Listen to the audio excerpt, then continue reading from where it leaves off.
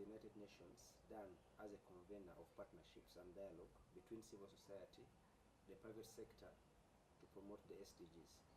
Well, first of all, it's an honor to be here. My name is Rosa Malango. I'm the United Nations Resident Coordinator for Uganda and also the UNDP Resident Representative. I believe that as a convener and a facilitator, we've done some pretty innovative things in Uganda.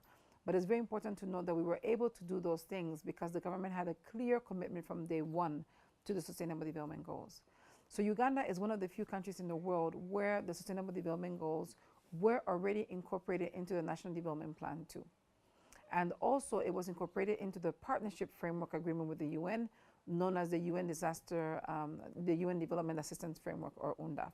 So you have two strategies already linked to the SDGs when the SDGs were born. And this, we partly benefited from the fact that Uganda was the president of the General Assembly at the time. Now, since then, what we have done is to figure out how do we need to bring the SDGs to life so that everybody understands them, so that everybody contributes to them. How do you make sure that everybody puts SDGs into their planning, into the monitoring, into the way they think about how they do business? How do we make sure that when we communicate about SDGs, everybody also understands? So there, we've come up with a few initiatives. The first was to come up with made in Uganda visibility products. And I'm very, very proud about them because they were not imported. They were all done in Uganda. And I have a few examples here. So we have these cups, for example. We did these cups, each one with one Sustainable Development Goals. We give them out to schools and kids so they can look at them and get interest in the SDGs. We have other ones targeting, you know, this one is a coffee one. It's done by UNDP, by some of the agencies, again, encouraging the SDGs. And last year for a UN Day, we actually launched booklets in 10 local languages, explaining to people in very simple terms what the SDGs are all about. So this was part of bringing the SDGs to light. We've also worked with the government to consolidate the government coordination architecture. And I'm really excited that last month, the government adopted its SDG roadmap. And this makes sure that our ministries, departments, and agencies, they will now look, if this is my work plan for the next budget year, how am I contributing to the SDGs? So that was a very important process. An important part of it also was to take it down to the local level. So right now the focus is on the district level planning. How are the district development plans also linking to the SDGs? I think that another part that's very innovative about the SDGs is how we used it to work with entities and countries that we maybe didn't used to work with so much before. So for example, the SDG 16 on peace and justice and strong institutions, we used that SDG to start working with cultural leaders. We launched an innovative program called Ubuntu Mulamu, you know, using the Ubuntu concept to promote SDGs in Uganda. And I'm so excited that now the African Union is looking into it. The South-South Cooperation Forum is looking into that as a way of doing work. We also use that SDG to work with a new peace architecture in Uganda that includes the Interreligious Council, the Elders of Uganda, the Women's Situation Rooms, SEDU, the Inter-Party Dialogue Forum. So we're really trying to work with Uganda to make sure that it has its own peace architecture to manage things as it's going ahead. Another innovation that we did thanks to the SDGs was working with the security forces. So based on the SDGs, we signed, I think 3 months ago, the first ever agreement on gender, supporting gender within the armed forces with the Ministry of Defense and the UPDF. So again, the SDGs allows us to work with all of them. And I think the last innovation that I'll make reference to, and which I must, is the gender seal. The gender seal is a compact between private sectors on how to bring gender into the way they do business and how do they contribute to the SDGs. It was rolled out in Latin America, and Uganda has been the first country in Africa to roll it out. So last year we had 13 companies sign up. We were invited to South Africa to present to the African countries how we did it. And 2 months ago, we had another 22 companies sign up. So now there's 44 companies who are seeing that by doing good business based on values, they're actually contributing to the Sustainable Development Goals. Precisely talking about the South-South cooperation, how is the UN in Uganda promoting it? South-South cooperation. Well, I think that if you look at Uganda's Vision 2040 and you look at Uganda's positioning on the 2030 agenda, you see that Uganda talks a lot, gives a lot of importance to the Pan-Africanist point of view and, Agenda 2063. So in order to do the South-South corporations, what we had to do was first see what are the priority needs from the development perspective for Uganda. Well, actually from the humanitarian and development perspective. And then what is Uganda doing right that they can offer as an offer to other countries to learn from? And what are the areas that Uganda wants to accelerate its service delivery, and we can bring the experience from somewhere else? And the first thing we did was identify what Uganda was doing right. And Uganda was doing right the refugee management. It was one of the few countries in the world that had the refugees as part of its national development plan, the Settlement Transformative Agenda. It was one of the few countries in the world where refugees was part of the humanitarian and development response, so the link was already there. And so that is why we promoted that. We had the Solidarity Summit to show to the world the Ugandan brand and Ugandan model. And since then, people are coming to look at Uganda differently. So that was one thing. We've documented it. We did a study of how much the government was spending in refugee districts.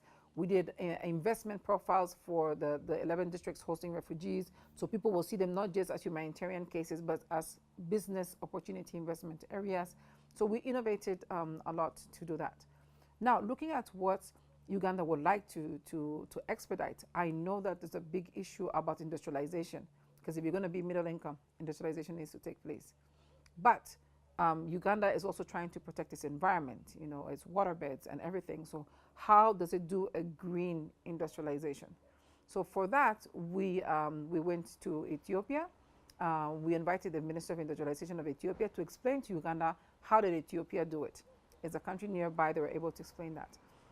We were also very excited to partner with South Korea, and they brought the Samuel-Dong approach, which is a community-based approach of development that protects the environment but also allows them to go forward. And there's an institute that was inaugurated 2 years ago now in Eastern Uganda. We last week I was very excited actually for International Youth Day on Sunday to launch the Songhai model, which we got from Benin, right here in Africa, where again is an integrated approach where you have agriculture, you have industrialization, you have service delivery, and it becomes self-sufficient after a couple of years going forward. And another thing that was a big first for Uganda, which was an offer, was how do you get a whole of community and a whole of society approach to manage and protect your wetlands.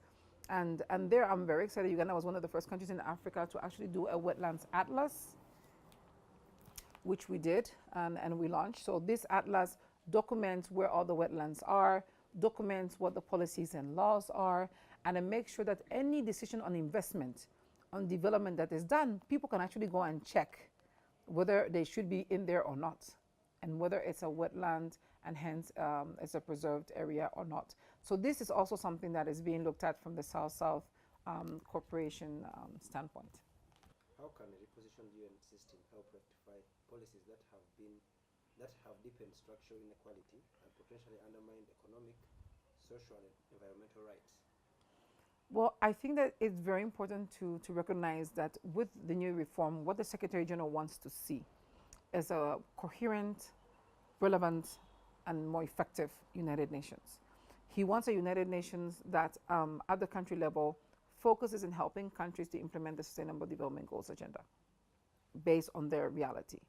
So if you look at it from that perspective, then we come back to what are the priorities for Uganda. It's turning agriculture into business, it's creating jobs for the youth, it's protecting the environment while it does industrialization, it's sustaining a dignified management of the refugee issues, it's managing the youth dividend so it doesn't become a threat and actually becomes a dividend, and it's dealing with the issue of gender-based violence to make sure that you stop having teenage pregnancies, you stop having early child marriages and that whole dynamic.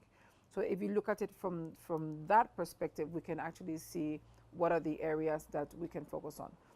I believe that with the reform, we will continue to focus on being knowledge brokers and sustaining our place as a key advisor to the nation, whether it's the government, private sector, or civil society, on how to achieve Vision 2040. That is what it really has to be.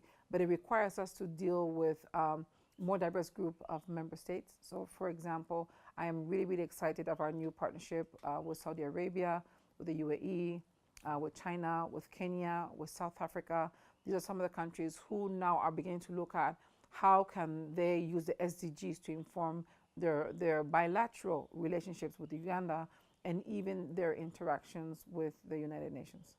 In what ways can the UNDAF create an enabling environment for local NGO leadership in development and humanitarian programs? I believe that first we need to start by recognizing that there's local capacity. I think that sometimes when you talk about development or even humanitarian response, it's somehow assumed that there's no capacity whatsoever. And we need to start off in this SDG era by first checking what is the capacity. And whether the capacity is a community-based organization, cultural leaders, private sector, or even local government, what capacity actually exists.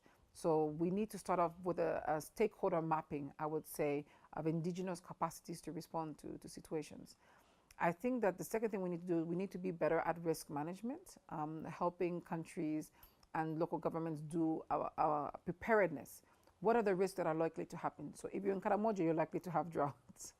So how are you going to deal with that? You're likely to have the cattle raiding. You're likely to have cross-border movement. So how do you help them to be able to prepare to manage the response to that? Because if something happens, they are going to be the first responders before you even show up, because they actually live there. I also think that we need to work more on helping civil society and local government interact with the national institutions. We are all very big, and there are so many, so it's not that obvious. And the SDGs give us an opportunity to look at how to make that happen, because it talks about leaving no one behind. So if you are a health officer in Moroto and you have a particular challenge, how do you get it to the attention of the Ministry of Health and WHO in time to change the strategy or to get a response? Or if you are doing a good practice in Gulu, how do you make sure that Mbarara knows, because they're having the same problem? So you do a knowledge exchange of solutions within the country. So making sure that the interaction between local capacity at the national level and with international partners is something that needs to happen. And I think lastly, we have to help by doing a better job at telling their stories. I make it a point to go out to the field at least every 6 weeks. And when I go out, I document, I encourage my team to take short videos of the people that I meet. So people in the world at different levels can hear and see the evidence of what the local actors are doing. Then if people know, it will help to give them the visibility to make sure that they can be part of the solution or get the investment they need to be able to scale up. But we really have to recognize indigenous capacity for indigenous solutions with the support of the international community. That brings us to the end of our interview. Thank you so much for your time. Thank you, and I invite you all to please come and visit Uganda, the Pearl of Africa.